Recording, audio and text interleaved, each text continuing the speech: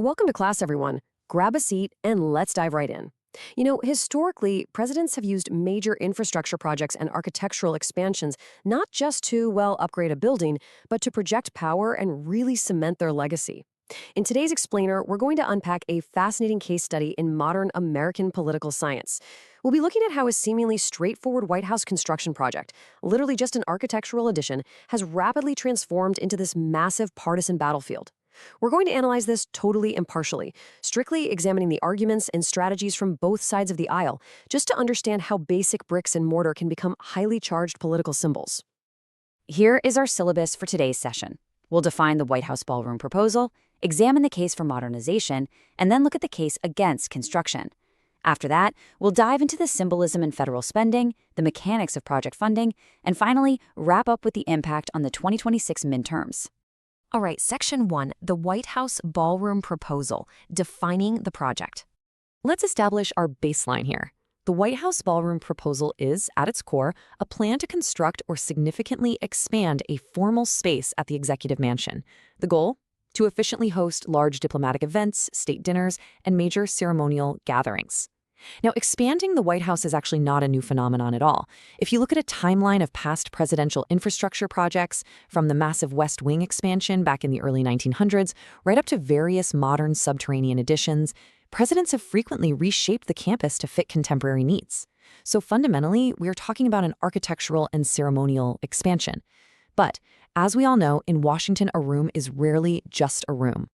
Moving right along to Section 2, the case for modernization, the supporters' thesis. So, who exactly is pushing for this? Well, the political coalition driving this proposal is primarily made up of Republican lawmakers and allies of former President Donald Trump. They have firmly pledged their support for securing federal funding to get this ballroom built. Crucially, this coalition views the project through the lens of historical prestige, which really sets the stage for how they justify the construction in the first place. Supporters argued that the current White House lacks a sufficiently large and modern venue, especially when you compare it to the grand executive spaces you see in other world capitals. Right now, the White House frequently relies on temporary structures, literally tents on the lawn, installed just for major state events. Advocates claim a permanent ballroom would completely fix this dynamic, radically improving logistics and streamlining some incredibly complex security coordination. Much like the historic Kennedy or Trump-era Rose Garden updates, supporters look at past modernizations as absolutely vital and necessary upkeep for the executive branch to maintain the overall image of the United States on the global stage. Which brings us to Section 3, the case against construction, the critics' antithesis. On the other side of the aisle, the opposing coalition is made up largely of Democrats, alongside various government spending watchdogs, and they are highly critical of the proposal. They take serious issue with both the timing and, frankly, the fundamental necessity of the project as a whole. Critics point directly to the hard economic data to frame their opposition. Think about it. When recent inflation rates have been hovering right around that 3 to 4% mark, forcing everyday Americans to severely tighten their belts, authorizing an infrastructure budget that could stretch into the tens of millions of dollars for a ceremonial space, well, to them, it feels entirely disconnected from reality. To this coalition, prioritizing a luxury project like this unnecessarily adds to existing federal budget pressures, and worse, diverts vital political attention away from much more critical social spending debates. Let's dig a little deeper in Section 4, Symbolism in Federal Spending, the Underlying Divide. Political analysts note that this specific issue is highly symbolic of a much broader spending divide in the country. One side views this as a crucial investment in national prestige.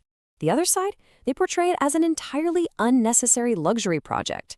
It's the exact same building, the exact same blueprints, but it perfectly encapsulates this massive philosophical debate over whether government funds should prioritize grand symbols of state or be strictly reserved for essential public works. Ultimately, it's become a proxy battle. Because the project is heavily backed by allies of the former president, critics portray the ballroom as being tied closely to Trump-era political branding. Meanwhile, the opposition is deeply rooted in progressive economic priorities that strongly favor social spending over ceremonial infrastructure. The physical building itself now represents these deeply entrenched, highly political brands. Let's talk about the money in Section 5, structuring the project funding, the mechanics. Discussions are actually ongoing inside Congress right now regarding the nuts and bolts of the funding. The sources outline 3 distinct models being floated. Option 1 is direct federal appropriations. That's using straight taxpayer money. Option 2 is relying entirely on private donations. And option 3 is a hybrid financing arrangement. Now, why do these models matter politically? Well, because the source of the money changes everything.